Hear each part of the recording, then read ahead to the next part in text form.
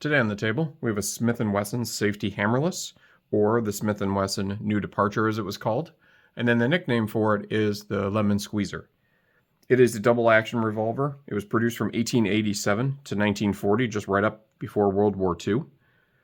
It's based on the Model II, which was a double-action design that they had, which incorporated an internal hammer.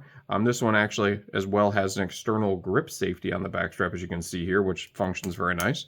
It came in two different calibers. It came in a 32, which is what this is, and I'll show you that here in a second, and then also in a 38 Smith & Wesson.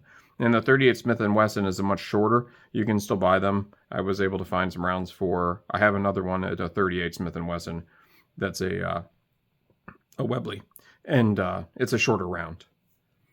But I just want to show you that here. Now, the Lemon Squeezer, people call this one the Lemon Squeezer, but the ones that had the white grips on them, those are what the white grips with this nickel finish are the ones that everybody likes to call the Lemon Squeezer is the nickname. So like I said, these were made from 1887 to 1940, just before World War II. They came in a few different variants of length. There was a 2-inch, a 3-inch, a 3.5, and then I think you can even find a 6-inch, but those are very, very rare.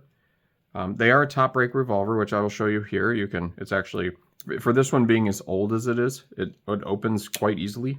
And it snaps together really easily. So, once you get used to just popping it open, and you can see, if you open it too far, then you would get it so that you could extract the shells. But to load it, you only have to open it this far. And then the rounds are little, you can just pop them in there, as you can see there. This one is all original. Again, it does have its grip safety on the back. It has its original trigger, which is an odd trigger. You can see how long of a trigger that is when you pull. It's just kind of it's just a weird action, I guess you could say. But there it is right there. Couple more things about it, though, is that they made some changes on these for a while. There was a first model, which was 1887 to 1902, and then there was a second model, which is what this one is. This one I think was made around 1904, 1905. A couple different changes that they had on that were, I think there was like a little bit of a frame change, but I can't recall in that regards. But they did actually bring it back. So they made this for, they stopped making these in 1940, but in 1952, they brought back the safety hammerless, and it was applied to their J-frame revolvers, and it was named the Model 40 and the Model 42, and those were chambered in 38 special.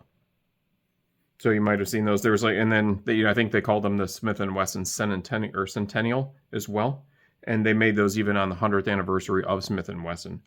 But yeah, so it's just a cool, again, 6-round little shot revolver. I've not shot this one yet. I probably will. It's in such perfect condition. I found it, I think in Minnesota, or I'd have to look at the paperwork again, where I found it. You can see the serial number here on the bottom.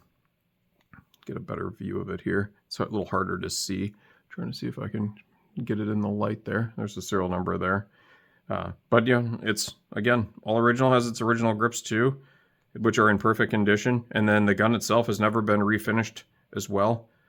But it's just it's just a super cool little pocket pistol. So I just wanted to show everybody to see what they think. If you guys have one or if you have any questions on it, let me know.